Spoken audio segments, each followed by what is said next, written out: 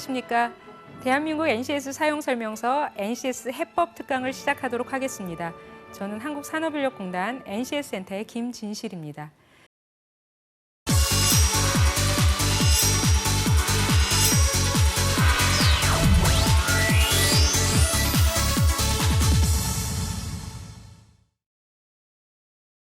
지난 시간에는 NCS가 언제 도입되었는지 또 왜 도입되었는지에 대해서 알아보았는데요. 오늘은 좀 더 구체적으로 NCS가 우리나라 노동시장 구조 개선을 하는데 어떠한 역할을 할 수 있는지 자세하게 살펴보도록 하겠습니다. 우리 첫 번째 시간에는요, 능력에 대한 개념을 구체적으로 알아보았는데요. 좀 더 구체적으로 보면 사실 여러분 기억하시는지 모르겠지만 능력이라고 하는 것은 그 분야에서 일을 잘할 수 있는 능력입니다. 그 능력은 구체적으로 직업기초 능력이라고 해서 뭔가 공통적인 능력, 그 직업, 이 직업을 갖던 저 직업을 갖던 상관없이 직업인이라면 공통적이고 기본이 될 수 있는 능력을 직업기초 능력이라고 하고 보다 스페시픽한 그런 전공 능력을 우리가 직무 수행 능력이라고 합니다. 근데 여기 직무 수행 능력 안에 좀 더 구체적으로 필수 능력, 선택 능력, 산업 공통 능력에 대해서 이제 구분을 해놨는데요. 이것은 여러분들이 이제 굳이 우리 청년들은 꼭 안 알아도 되긴 하고요. 이것을 가르치는 교사, 선생님들 그리고 교수님들은 이 부분을 좀 구체적으로 알 필요가 있습니다. 그 부분의 인력을 키우는 데 있어서 꼭 필요한 능력 단위들을 필수 능력 단위라고 지정을 해놓고요. 이제 선택적으로 알면 더 좋은 거, 그것을 선택 능력 단위라고 지정을 합니다. 언제? 신자격이라는 그런 체계를 만들 때 그런 것을 지정을 해요. 그래서 교육과정을 만들 때, NCS 기반 교육과정을 만들 때 뭔가 기준이 있어야 되지 않습니까? 그냥 무턱대고 NCS 이것저것 그냥 활용한다고 해서 NCS 교육과정은 아니고요. 일단 NCS 교육과정이 나중에 자격으로 연동되고자 한다면 신직업 자격이라는 것을 보고 필수 능력 단위 중심으로 교육을 시켜야 우리 청년들이 그 교육을 받은 청년들이 그 분야에서 보다 핵심적인 능력을 가질 수가 있는 거죠. 이러한 능력이 나중에 이제 직업 상황에서 성과가 날 수 있도록 하는 거죠. 그러면 이 NCS는 저희들이 어떻게 이제 추출을 하냐면요.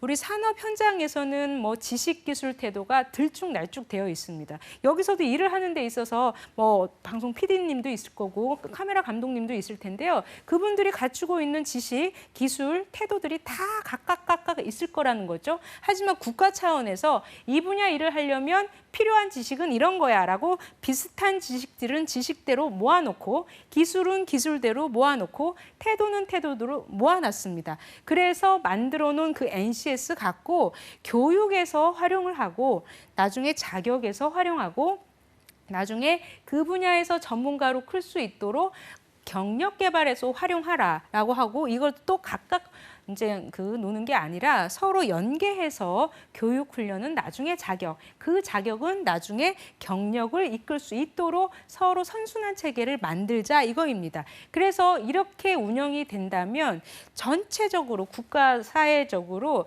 산업 현장에 꼭 필요한 인재를 육성하는 그런 인적 자원 개발 체계를 완성하는 데 도움이 되지 않을까 싶습니다.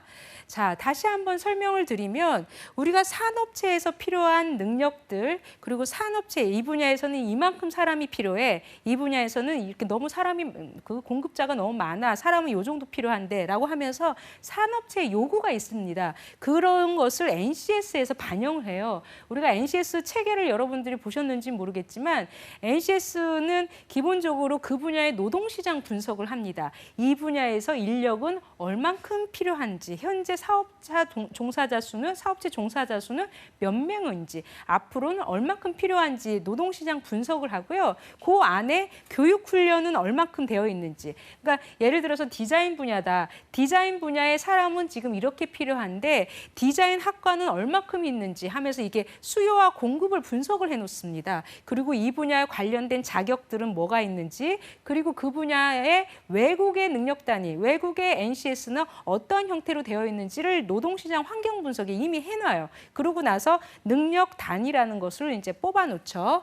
근데 그렇게 나온 NCS 갖고 나중에 이제 수요자 중심, 이 수요자라는 것을 여러분들 자꾸 잘 이해를 하셔야 되는데요. 어차피 인력의 수요자는 수요 시장은 기업입니다. 이 산업체예요.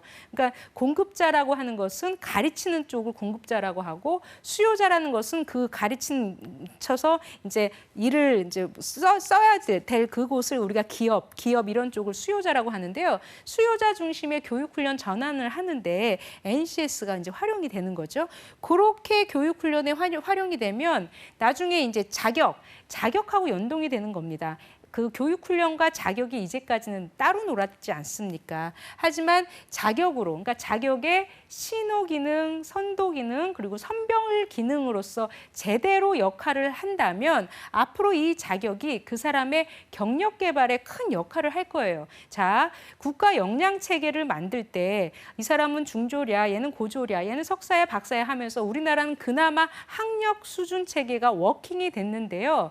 앞으로는 자격 체계, 레벨 1, 레벨 2, 레벨 3, 이 자격 체계도 워킹될 수 있도록 만들고, 그리고 얘는 산업체 경력이 10년, 5년, 10년, 뭐 15년, 20년 하면서 그 경력도 서로 인정받을 수 있는 그 국가 역량 체계를 만든다고 합니다. 그 안에서 자격은요, 굉장히 큰 역할을 할 수 있으리라고 봅니다. 그래서 자격이 앞으로의 그 사람의 커리어, 그리고 학력을 선도하는 데 역할을 할 수 있도록 하고, 그리고 이 안에서 그 학교 다닐 때 나는 어떻게든 취업만 하면 돼라고 해서 취업 끝, 안녕이 아니라 취업 이후에 내가 그 분야에서 어떻게 전문가로 성장할 수 있을지 일도 하면서 동시에 같이 체계적으로 공부해서 레벨 5, 레벨 6, 레벨 7, 레벨 A까지 그 평생 학습을 촉진하는데 NCS가 역할을 하는 거죠. 자, 다시 한번 산업체에서 필요한 그런 요구를 NCS에서 반영해서 그 반영된 NCS를 또 교육훈련에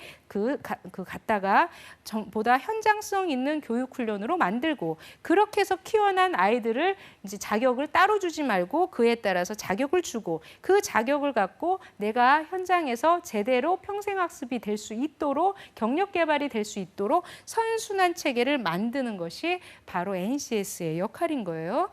자, 근데 이제 NCS의 역할을 좀 더 다른 측면에서 설명을 하도록 하겠습니다. 우리나라가 이제까지 다른 나라에 비해서 굉장히 경제 성장이 엄청 빨랐습니다. 예전에는 경제 성장을 외쳐왔어요. 예전 저 어렸을 때만 해도 TV 틀어놓으면 우리 수출 몇만 불 달성, 우리나라 올해 경제 성장률은 10%다 하면서 경제 성장을 외쳐왔습니다. 하지만 어느 순간부터 경제 성장이 의미가 없어지는 거예요. 즉, 현재도 경제 성장률이 뭐 2%, 3% 그렇게밖에 지금 예측을 못하고 있는데, 지금 저성장, 저고용 시대가 도입되었습니다. 이것은 뭐냐? 우리나라 경제가요, 거의 대기업 중심의 대기업에 의존해서 경제 성장, 그러니까 빠르게 경제 성장을 할 때는 굉장히 큰 역할을 했습니다. 하지만 대기업이 우리나라의 몇 프로인지 아시나요? 퍼센티지로 한번 따져보면 몇 프로인지 아시나요? 자, 우리나라는 전체 320만 기업 중에 대기업은 한 2,000개밖에 안 돼요. 그러면 0.1%밖에 차지하지 않습니다. 9988, 그래서 99%가 중소기업이고, 이제 88%가 이제 근로자 중에 88%가 중소기업에 근로하는 그런 근로자 수라고 하는데, 그렇게 그럼에도 불구하고 많은 사람은 대기업만 알고 있어요. 자, 0.1%밖에 안 되는 대기업 중심으로 경제 성장을 했어요. 거기서 경쟁력을 갖춰서 고용을 창출할 수 있는 그 능력은 이미 한계에 다다른 거죠. 아주 큰 대기업이라고 하는데 그쪽에서 1년에 신입사원을 몇 명 뽑겠습니까? 우리나라 전체 청년들을 다 커버할 수 있을 것 같으십니까? 절대 아닌 거예요. 그러니까 0.1%의 대기업에 의존하기에는 이미 한계가 된 거죠. 그리고 성장이 이제 어느 정도 예전과 다르게 저성장, 그렇게 성장을 할 수 있는 캐파도 이제 한계가 있다는 거죠. 그러니까 성장도 못하고, 그 성장을 못하니까 고용을 창출할 수 있는 한계도 이미 한계에 달았습니다. 자, 그러면 앞으로는 어떻게 할까? 99.9%를 차지하는 중소 중견기업의 경쟁력을 키워서 한 사람이라도 더 고용을 창출할 수 있게끔 만들겠다는 거예요. 근데 우리 청년들은 중소기업 안 가. 중소기업은 뭐 환경도 안 좋고 처우도 안 좋은데 내가 왜 가? 라고 생각을 많이 할 텐데요. 자, 중소기업에 왜 안 갑니까? 비전이 없어요. 그럼 앞으로 비전을 세우겠다는 그겁니다. NCS를 통해서 NCS는 그 분야에서 일을 하려면 당신이 어떤 발판을 받고 어떤 성장 그 로드맵을 따라서 전문가로 클 수 있는지에 대한 그 러프하게라도 커리어 패스가 나오는 거예요. 그러면 이 커리어 패스를 기반으로 중소기업에 맞게끔 이제 모디파이를 해서 사내 경력 개발 경로 체계를 만들어주는 겁니다. 그래서 여러분들이 이 기업에 들어가서는 처음에 지금은 이 직무를 배우지만 앞으로는 충분히 다음 단계 나는 클 수 있어라고 희망을 갖고 거기서 클 수 있도록 만드는 거죠. 근데 이제 또 반면에 중소기업 사장님들 직원들 교육해봤자 어차피 대기업으로 갈 텐데 내가 왜 직원들 교육시켜? 라고 하시는 분들도 일부 있으실 수 있어요. 근데 기존에는 기업 베이스의 인사관리 때문에 그럴 수가 있는데요. 앞으로는 산업 베이스, 그러니까 인더스트리얼 그 스킬 카운슬이라고 해서 기계는 기계산업, 뿌리산업은 뿌리산업끼리 이렇게 연합체들을 만들어서 갈 사람은 가고 그에 상응하는 사람을 그때 뽑을 수 있도록 예전에는 사람을 뽑을 때 다시 이력서 보고 뭐 이렇게 그 평가 체계가 구체적으로 되어 있지 않는데 5수준짜리 경력자를 뽑고 싶어요. 그러면 NCS의 그 분야 5수준의 평가 체계를 그 행동 지표들을 갖고 평가를 해주는 거죠. 그래서 사람을 뽑을 수 있도록 유연한 노동 시장을 만드는 데 역할을 할 수 있으리라고 생각을 합니다. 그리고 NCS 역할 2. 자, 우리나라는 아까 얘기했던 대기업 중심으로 경제 성장을 외쳐왔어요. 그랬더니 대기업과 중소기업의 임금 격차, 그리고 대기업과 이제 그 임금 격차뿐만 아니라 정규직과 비정규직, 그리고 뭐 다양한 복지 차원에서도 격차가 있어요. 자, 대기업에서 똑같은 뭐 예를 들어서 용접을 한다. 그 용접을 하면 대기업에 일한다는 이유만으로 월급을 많이 받아요. 근데 똑같은 일을 하는데 저 하청 업체에서 일을 하면 굉장히 반도 못 받는다는 거죠.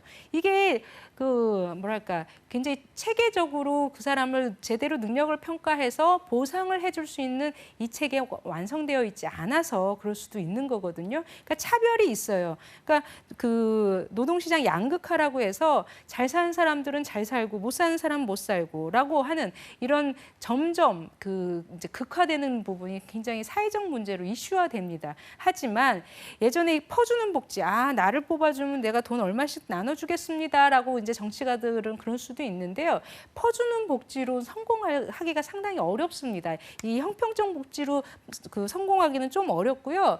다만 지금 NCS 같은 경우는 일을 할 수 있는 능력을 키워서 그 사람을 일자리랑 연결을 해주는 거죠. 그래서 고용, 스스로 일도 하면서 돈도 벌면 복지 체계를 스스로 갖추는 거예요. 그래서 이제 생산적 복지 체계라고 합니다.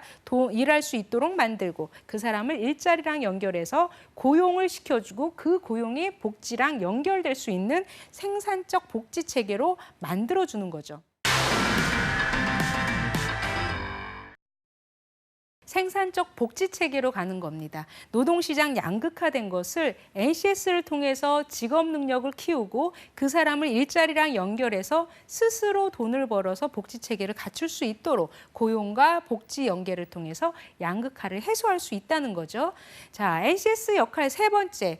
우리나라가 이제 그 저출산 고령화 때문에 학령기 인구도 줄어요. 그래서 고졸 인구가 뭐 지금 60만에서 조만간 40만으로 뚝 떨어진다고 하고 있는데 학령기 인구가 줄면 나중에 그게 경제 인구, 핵심 노동 인구가 줄어드는 거예요. 그러면 핵심 노동 인구가 줄기 때문에 앞으로는 어떻게 방향이 갈 것 같습니까? 핵심 노동 인구가 줄기 때문에요. 앞으로는 그 노동력의 질을 높이거나 그 사람을 더 오래 일하게끔 할 수밖에 없는 구조예요.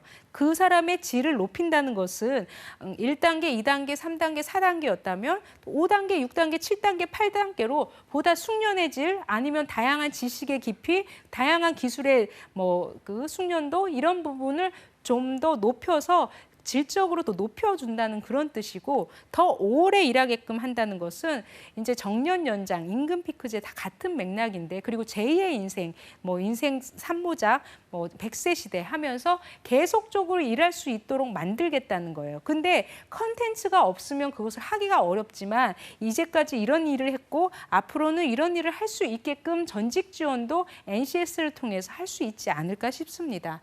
NCS 역할 네 번째, 이것은 계속적으로 말씀드리는 거예요. 우리가 대학 진학률은 굉장히 높지만 그 사람들이 다시 청년 실업, 그러니까 일자리가 없는 실업률이 또 굉장히 높은 나라입니다. 그러니까 인력의 공급, 교육 시장과 인력의 수요, 기업 시장의 미스매치가 엄청 큰 거죠. 그동안 학교는 학교대로, 기업은 기업대로 갔다는 거예요. 학교가 어떤 사람이 필요한데 기업체에 요구한 적도 없었고 기업은 기업대로 이 정도는 키워줘라고 학교에 요구한 적도 없었습니다. 다만 산학협동이나 주문식 교육 가서 이제 일부 굉장히 선도적인 학교는 했음에도 불구하고 국가 사회적인 측면에서 크게 그렇게 하지는 못했다는 거예요. 그래서 인력의 공급과 인력의 수요가 굉장히 따로따로 노는 미스매치가 컸는데 이것을 연결해주는 다리 역할로서 NCS가 어느 정도 역할을 할 수 있지 않을까 싶습니다. 산업체에서 일하는데 필요한 지식기술 태도를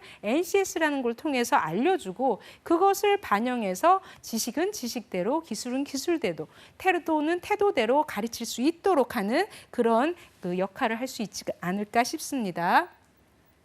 그래서 인력 수급의 미스매치를 해결해서 인력 수급을 해소할 수 있는 그리고 가장 그 인력 수급을 해소하는 또 중요한 포인트 중에 하나가 정보의 미스매치가 굉장히 많았었어요. 기업에서 어떤 사람이 필요한지를 명확하게 알려주고 또 이제 구직자들은 나는 이런 능력이 있습니다. 이렇게 서로 미스매치 정보를 이렇게 그 미스매치한 것을 연결을 해주는 그 역할도 NCS가 앞으로 할 수 있지 않을까 싶습니다. 우리나라 노동시장의 구조 그 문제가 저성장 저고용, 노동시장 양극화, 그다음에 저출산 고령화로 인한 핵심 노동인구 부족, 그다음에 인력 수급의 미스매치 이런 부분을 NCS가 어느 정도는 나름 역할을 할 수 있지 않을까 싶습니다.